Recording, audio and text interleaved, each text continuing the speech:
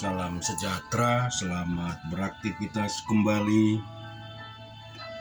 Kita mau renungkan firman Tuhan dari Matius 18 ayat 1 sampai 11. Pada waktu itu datanglah murid-murid itu kepada Yesus dan bertanya, "Siapakah terbesar dalam kerajaan surga?" Maka Yesus memanggil seorang anak kecil dan menempatkannya di tengah-tengah mereka. Lalu berkata, "Aku berkata kepadamu, sesungguhnya jika kamu tidak bertobat dan menjadi seperti anak kecil ini, kamu tidak akan masuk ke dalam kerajaan surga."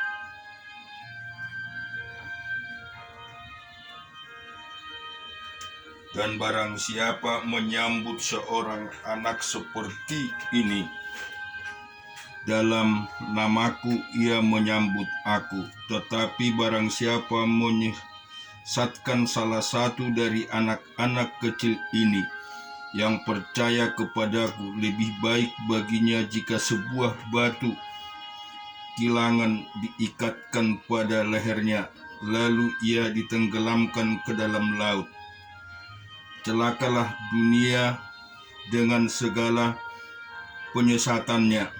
Memang penyesatan harus ada, tetapi celakalah orang yang mengadakannya.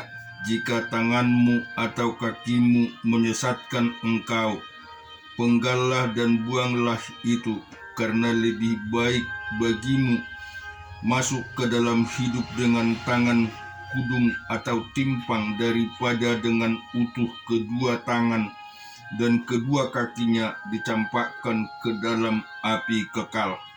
Dan jika matamu menyesatkan engkau, cungkillah dan buanglah itu, karena lebih baik bagimu masuk ke dalam hidup dengan bermata satu daripada dicampakkan ke dalam api neraka dengan bermata dua.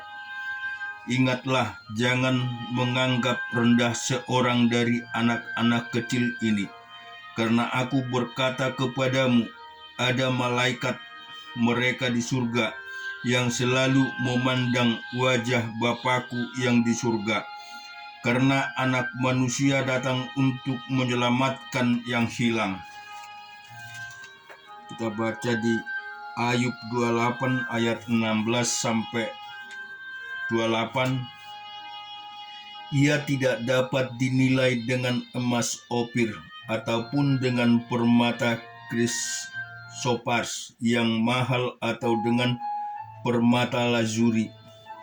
Tidak dapat diimbangi oleh emas atau kaca ataupun ditukar dengan permata dari emas tua. Baik gewang baik hablur tidak terhitung lagi. Memiliki hikmat adalah lebih baik daripada mutiara. Permata krisolit Ethiopia tidak dapat mengimbanginya. Ia tidak dapat dinilai dengan emas murni. Hikmat itu dari manakah datangnya? Atau akal budi di manakah tempatnya? Ia terlindung dari mata segala yang hidup, bahkan tersembunyi bagi burung di udara. Kebinasaan dan maut berkata, hanya desas-desusnya yang sampai ke telinga kami. Allah mengetahui jalan ke sana, ia juga mengenal tempat kediamannya. Karena itu memandang sampai ke ujung-ujung bumi dan melihat segala sesuatu yang ada di kolong langit.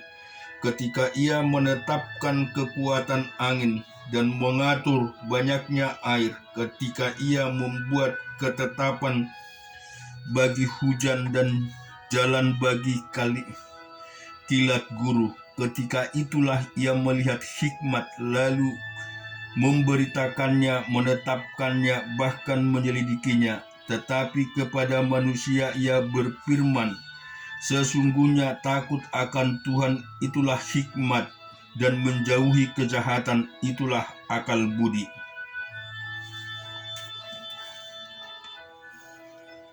Hakim-Hakim 19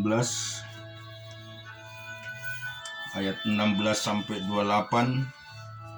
Tetapi datanglah pada malam itu seorang tua yang pulang dari pekerjaannya di ladang. Orang itu berasal dari pegunungan Efraim dan tinggal di Gibea sebagai pendatang, tetapi penduduk tempat itu adalah orang Benyamin. Ketika ia mengangkat mukanya dan melihat orang yang dalam perjalanan itu di tanah lapang kota, berkatalah orang tua itu, "Kemanakah engkau pergi dan dari manakah engkau datang?" Jawabnya kepadanya, "Kami sedang dalam perjalanan dari Betlehem Yehuda ke balik pegunungan Efraim. Dari sana aku berasal. Aku tadinya pergi ke Betlehem Yehuda dan sekarang sedang berjalan pulang ke rumah, tetapi tidak ada orang yang mengajak aku ke rumahnya. Walaupun ada padaku jerami dan makanan untuk keledai kami, pula roti dan anggur untuk aku sendiri, untuk hambamu perempuan ini dan untuk bujang yang bersama-sama dengan hambamu ini, kami tidak kekurangan sesuatu." Lalu berkatalah orang tua itu, "Jangan khawatir, segala yang engkau perlukan biarlah aku yang menanggung. Tetapi janganlah engkau bermalam di tanah lapang kota ini." Sesudah itu dibawanya dia masuk ke rumahnya, lalu keledai-keledai diberinya makan. Maka mereka pun membasuh kaki, makan dan minum. Tetapi sementara mereka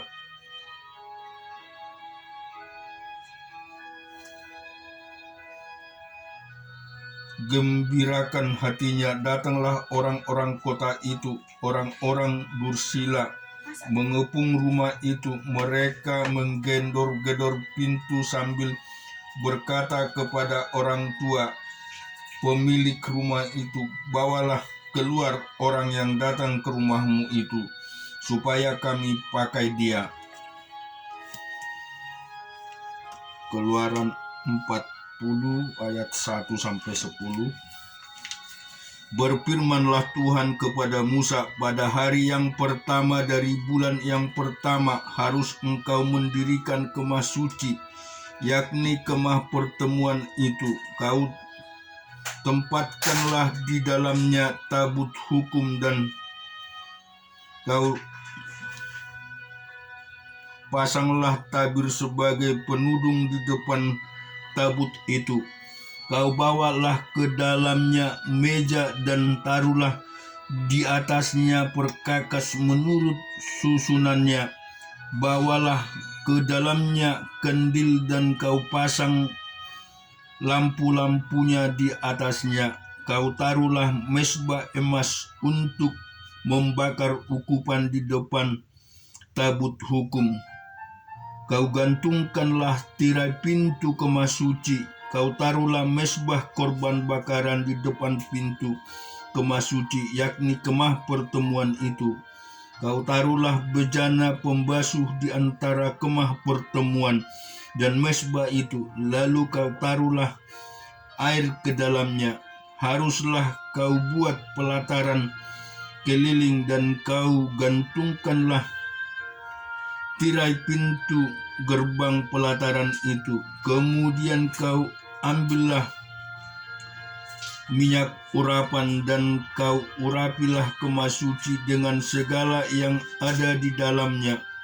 Demikian harus engkau menguduskannya dan segala perabotnya sehingga menjadi kudus.